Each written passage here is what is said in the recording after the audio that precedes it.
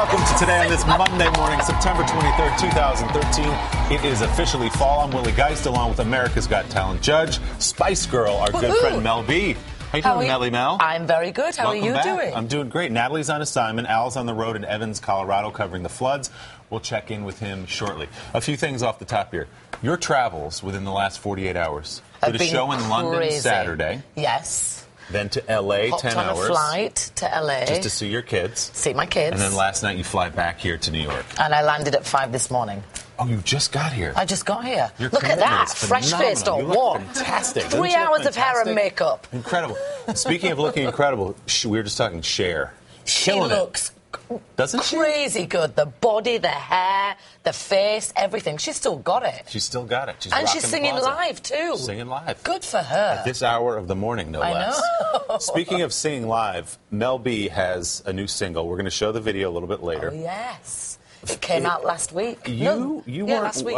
You weren't wearing a lot in that video. No, I was, but then I kind of took it off a little bit by bit by bit. Oops. This is a tease. Now people have to stay with us. We're going to show you in just a too couple early. of minutes. Now, the Emmys were last night out in L.A. That's right. I know you're a huge fan of all the shows. You watched them all. Yes. You saw the Emmys last night. Oh, very funny. exciting for Mel. Hosted by Neil Patrick Harris. Show kicked off with a great moment featuring Tina Fey and Amy Poehler. Love Tina Fey. Take your pants off. Take your pants off. And twerk it. Yeah. Work that twerk. I come to award shows for the twerking. No, stop. No. Twerk it. I am not twerking. I'm not going to do that. That would be degrading. Yeah, it might be degrading, but we would be degrateful. Come on. Those two are How so great are they? funny. Aren't they Now, incredible? was Neil a good host? He was a great host. He was. There's a reason he gets these jobs every time. He sings, he dances, he's funny, he's got good timing. That's right. He's excellent. He's sort of the model host. He's perfect. Yeah. Speeches at award shows can drag on and on sometimes. They have to play people off with the music. Well, they have to thank everyone, too, don't they? The manager, the agent, everybody else. We had a big exception last night. Merritt Wever, who won Best Supporting Actress in a Comedy Series for Nurse Jackie, had this to say. Thank you so much. I gotta go. Bye. I love and that move. Was it. Short and to the point. I think she felt herself. I'm going to freeze up a little bit here. I'm just going to get off the stage. I think she was a little bit nervous. She was nervous. Definitely. And she recognized that and dealt with it the right way. And then just left. Exactly. She said, I'm not going to turn into a blubbering mess on television. I'm just going to get up and get out. I thought that was amazing. She should have thanked somebody, though. Even if it was a dog. She should have thanked something or someone. Just say mom. Maybe. Yeah. Something Hi, like Mom. that. That's it. I feel like that was great for her brand because I'm not sure a lot of the public knew Merritt Wever, perhaps. She's great on that show, but now you go, oh, I know her now. She's the lady. She's on early in the show. About her. Strong move. Yes. Now, the Liberace movie, Behind the Candelabra on HBO, we were just talking about this, where Michael Douglas plays Liberace. Matt Damon plays his boyfriend on the show. Yes. Michael Douglas won Outstanding Lead Actor in a TV miniseries or movie for his portrayal of Liberace and roped in Mr. Damon. And the only reason I'm standing here is because of you. So you really deserve half of this. So, do you want the bottom or the top? Come on, he had that ready. Very, very cleverly said. Well Is that done. a word? Cleverly said. You've done award shows. Do you have a speech in your mind if you get up on the stage? Like, well, I'm going to do a bit or something? You have to thank, the people that you work with and your manager and your agent. So, yeah, a little bit. But it's very nerve-wracking.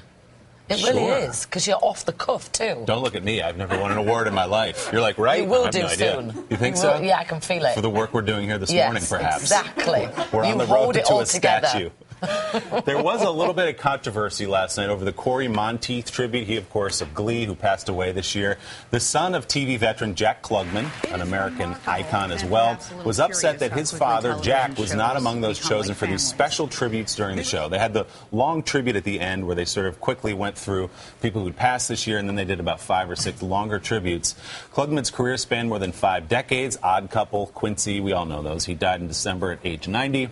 His son said they're celebrating this self-inflicted tragedy, talking about Monteith. Instead of celebrating the life of my father, who won 3 Emmys, Corey Monteith never won an Emmy. Ouch. Emmy Awards executive producer said this: to a younger generation, Corey Monteith's portrayal of Finn Hudson on Glee was admired. The producers felt he should be included along with the 4 other individuals that we singled out. So that's a bit of a touchy subject, though, isn't it, really? It is. The whole thing. I mean, how would you...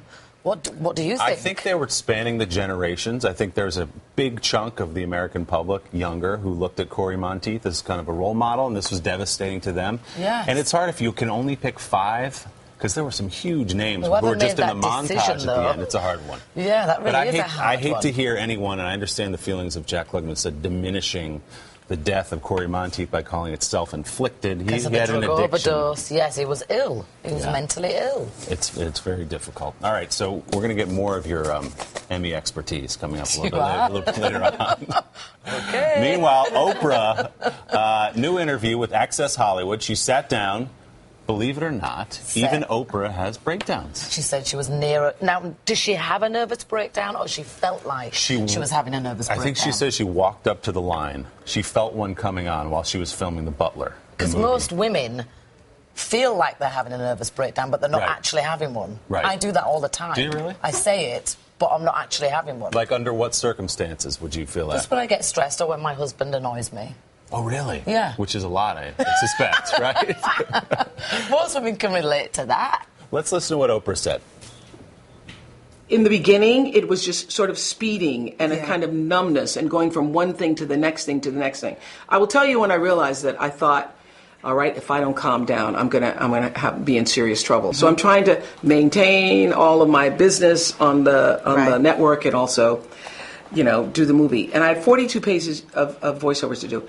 And I remember closing my eyes in between each page because looking at the page and the words at the same time was too much stimulation for my brain. I had reached a point where I just couldn't take in any more stimulation. Okay, that's what I meant by that.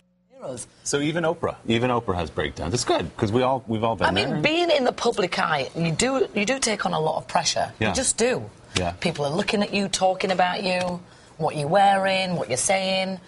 It's a lot to handle. When did you get to the point where you stopped caring what everyone said? Like, because you could read... No, I mean, because I don't see you obsessing about, like, they said this about me in Page 6, or they wrote this about me in Us Weekly. You don't seem to be bothered by it. I mean, the first story that broke on me when I was 18 was a little bit nerve-wracking, because it's like, oh, my God, my family's going to read it. But then after that, you kind of have a thick skin. And you so, have to. yeah, 18, I stopped caring. Wow, 18. Been a lot of years of not caring. That's earlier than most of us start not caring, but it works for you. America's Got Talent has really inspired me. Yeah. I'm sitting there watching performances week in, week out, and I'm like, you know what? I want to get back up on stage again. Yeah. I really do, so I'm going to release a few singles, and if people like it, then maybe I'll release an album. Put out an album. Bit by bit by bit. Yeah. And if you keep putting out videos like that, I predict great success for you. Thank you very much.